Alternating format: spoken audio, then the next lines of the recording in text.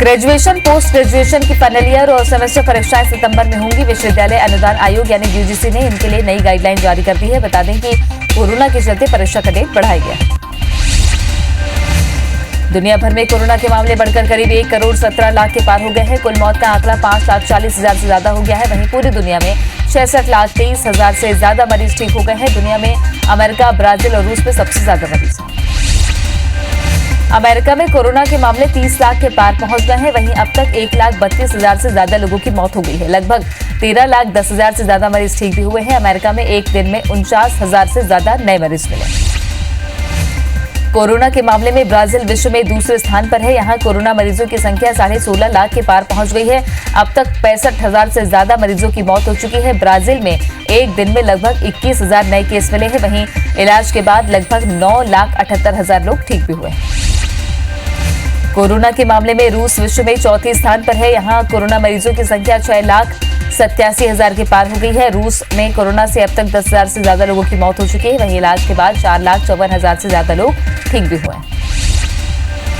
विश्व में तीसरे स्थान पर पहुंचे भारत में एक दिन में 22,500 नए मरीज मिले हैं। देश में कोरोना के मामले 7,20,000 के पार हो गए हैं। देश में अब तक करीब 4,40,000 मरीज ठीक हो चुके हैं। वहीं 20,000 से ज्यादा लोगों की कोरोना से मौत हो गई है। भारत में कोरोना के एक्टिव केस 2,59,000 के पार।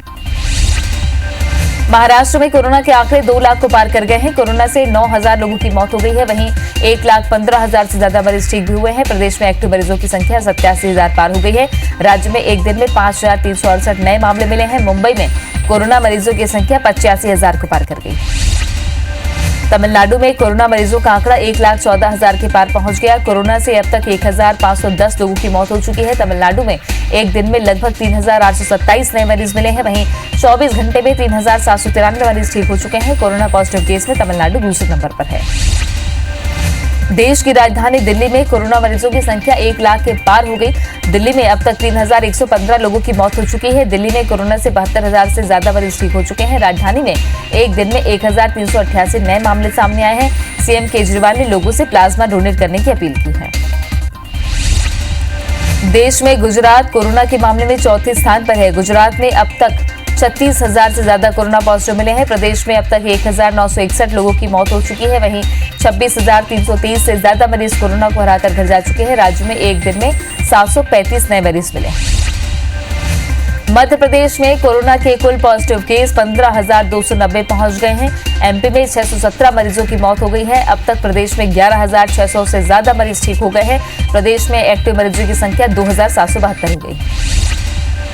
छत्तीसगढ़ में 92 नए संक्रमित मिले हैं। प्रदेश में कोरोना संक्रमितों का आंकड़ा 3,305 पहुंच चुका है। प्रदेश में एक्टिव मरीजों की संख्या 647 हो गई है। छत्तीसगढ़ में कोरोना से अब तक 14 लोगों की मौत हुई है। वहीं राज्य में अब तक 2,644 मरीज ठीक हुए। जम्मू कश्मीर के पुलवामा में आतंकियों ने एक बार फिर नापाक हरकतों को अंजाम दिया। आज सुबह पुलवामा के गोसू इलाके में सुरक्षा बलों और आतंकियों के बीच मुठभेड़ हुई। मुठभेड़ में जवानों ने एक आतंकी को ढेर कर दिया है। वहीं इलाके में अब भी सर्च ऑपरेशन जारी है। रायपुर में 4 दिन से अनशन कर रहे आपके प्रदेश अध्यक्ष की तबीयत अचानक बिगड़ गई। वहीं घटना की सूचना मिलने पर पुलिस ने उन्हें अस्पताल में भर्ती कराया। इधर मामले को लेकर कार्यकर्ताओं ने हंगामा कर दिया। भोपाल में कोरोना मरीज के साथ क्रूरता का मामला सामने आया है। मरीज की मौत के बाद चरायू और पीपल्स हॉस्पिटल ने डेड बॉडी लेने से इनकार कर दिया। इधर मरीज का शव घंटों स्ट्रेचर पर ही पड़ा रहा। घटना को लेकर कांग्रेस ने कहा सरकार को सिर्फ उपचुनाव की चिंता है। रायपुर के राज्य भवन में आज कृषि मंत्री रविंद्र चौबे और वन मंत्री मोहम्मद अकबर प्रेस कॉन्फ्रेंस करेंगे। बता दें कि सरकार ने दोनों मंत्री को अधिकृत प्रवक्ता नियुक्त किया। मरवाही उपचुनाव को लेकर कांग्रेस ने तैयारियां शुरू कर दी हैं। उपचुनाव के चलते मंत्री कवासी लखमा और डहरिया आज और कल मरवाही दौरे पर रहेंगे। दोनों पार्टी कार्यकर्ताओं की बैठक भी लेंगे, साथ ही मैदानी रुझान भी जानेंगे। तेज बारिश और बाढ़ ने जनजीवन को बुरी तरह प्रभावित किया है। खरगोन में पिता पुत्र बाढ़ की चपेट में आ गए। जहां बेटे ने तैरकर अपनी जान बचाई, वहीं पिता की तलाश जारी। नारायणपुर जिले के धनोरा इलाके के झारा गांव की 3 महिलाएं उफनती माड़ी नदी में बह गई। ग्रामीणों ने नदी में कूदकर महिलाओं को बचाने की कोशिश की। 2 महिलाओं का शव तो मिल गया, लेकिन अब तक तीसरी महिला की खोजबीन जारी। मुख्यमंत्री भूपेश बघेल के आह्वान पर जिले में चलाए गए वन होम वन टी महाअभियान को सफल बनाने के लिए दुर्ग पुलिस ने भी महत्वपूर्ण भूमिका निभाई। पुलगांव थाना दुर्ग में एसपी प्रशांत ठाकुर, एएसपी रोहित झा सहित विभाग के आला अधिकारियों ने वृक्षारोपण किया और इस महाअभियान में अपने आम लोगों को भी जुड़ने से अपील की है। श्योपुर जिले में अवैध रेत भंडारण पर जिला प्रशासन लगातार कार्रवाई कर रहा है। कलेक्टर राकेश श्रीवास्तव के आदेश के बाद माइनिंग इंस्पेक्टर और माइनिंग अधिकारी ने अवैध रेत भंडारण पर छापामार कार्रवाई की। प्रशासन ने अभी तक 68 वाहन जब्त किए हैं, वहीं रेत के अवैध भंडारण को भी सील किया गया है। मध्य प्रदेश कांग्रेस प्रभारी मुकुल वासनिक का दावा है कि ज्योतिरादित्य सिंधिया के बीजेपी में जाने से कांग्रेस को कोई नुकसान नहीं होगा। वासनिक ने उपचुनावों में जीत के लिए चुनाव प्रभारी के साथ मंथन किया। उन्होंने जिन जिलों में उपचुनाव होने हैं वहां के जिलाध्यक्षों से भी 1-to-1 चर्चा की है। छत्तीसगढ़ में संसदीय सचिवों का शपथ ग्रहण इसी हफ्ते हो सकता है। वहीं निगम मंडल बोर्ड आयोग में नियुक्तियां कभी भी हो सकती हैं।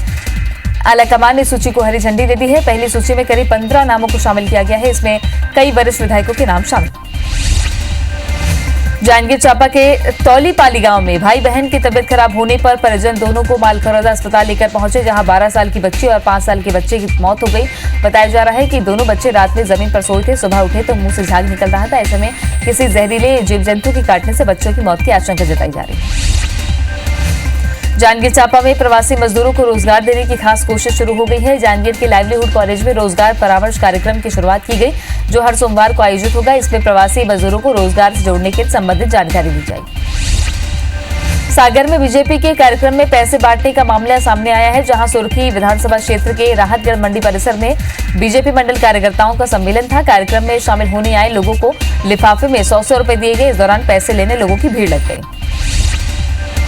बरसात आते ही ग्राम पंचायतों की पोल खुलने शुरू हो गई है। तखतपुर जनपद के भकुर्रा नवापारा की सड़कों का हाल कुछ ऐसा हुई है।